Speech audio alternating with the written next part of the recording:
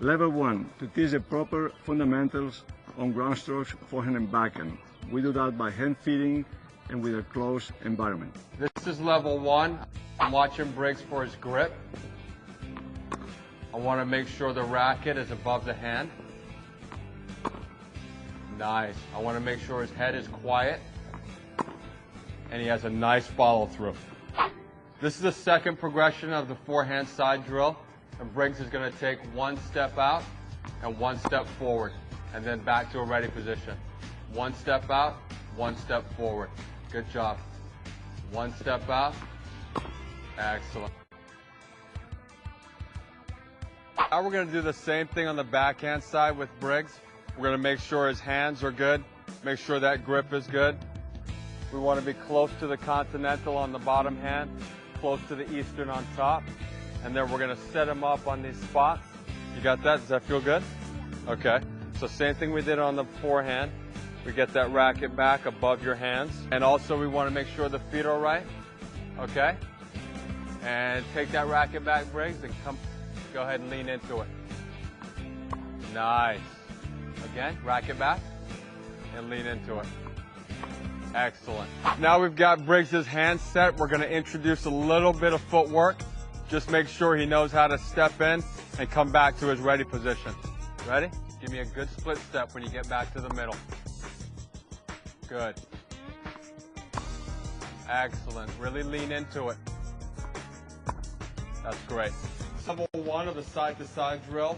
Now we're going to put the forehand and the backhand together. A little more movement. Make sure that he has a good grip change and make sure that he split steps when he moves through the middle. Here we go. So I'm not going to move him too much. Let's hit everything cross court. Good. I want to make sure that Sangeet opens that outside leg before he moves, and he's doing it really nicely. Split outside, and I still want to make sure that he's stepping in. I want to give him enough time to split step and step in. Good.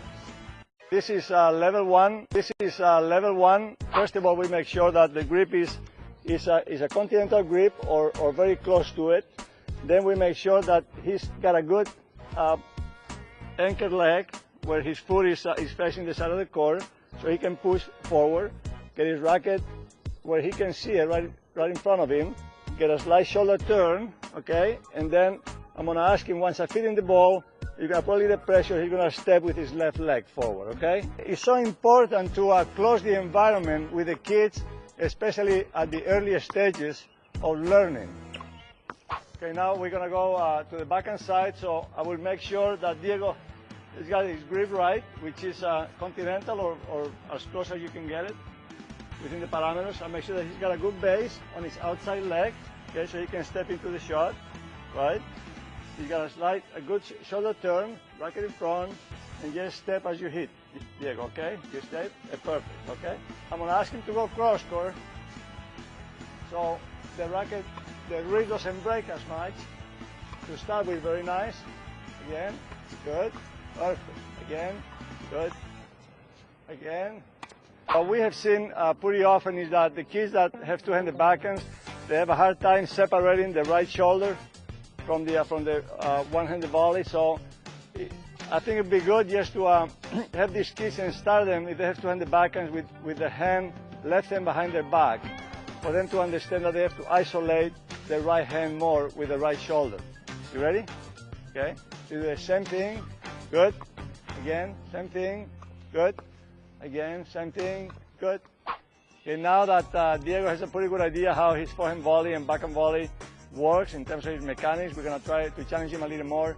And we're going to feed him one forehand volley, one backhand volley, and have him change his body as he hits.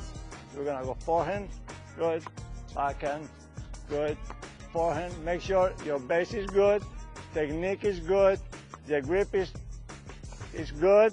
We'll make sure that those fundamentals are good. Once again, it's going to allow him to keep getting better as he gets older or stop his development.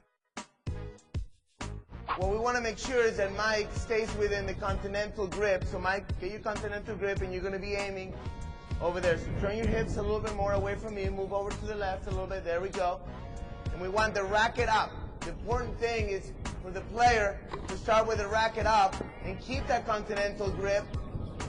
The whole goal of this is for the player, very good, to get a feel for the pronation at the top of the overhead. So now this is still level 1. I'm feeling with the racket.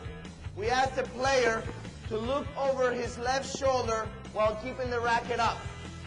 And also, we place the player on this square and ask him to hit to the other side so he gets a feeling of the pronation and the snap of the racket.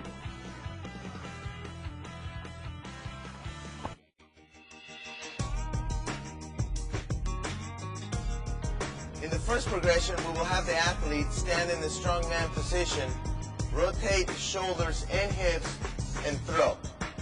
In real time, it will look like this. Rotate and throw. Go ahead, Emilio. Strongman position, rotate and throw. Very nice. In the second progression, we will have the athlete do the same thing he did in the first progression, but now we will add a pivot on the left hip and a step and a throw. It will look like this. Strongman position, rotate shoulders and hips, pivot my left hip, step, and throw. Okay, Emilio, now I want you to add a step to this and pivot your left hip and throw. Strongman position, turn, step, and throw. Very nice. In the third progression, we will add a graded load of the back leg by touching our heel and throwing diagonally as we would on a normal serve. It will look like this. Strongman position, rotate, load, and throw. Go ahead, Emilio. Now I want you to step in, and reach back, touch your heel, and throw diagonally. Go ahead.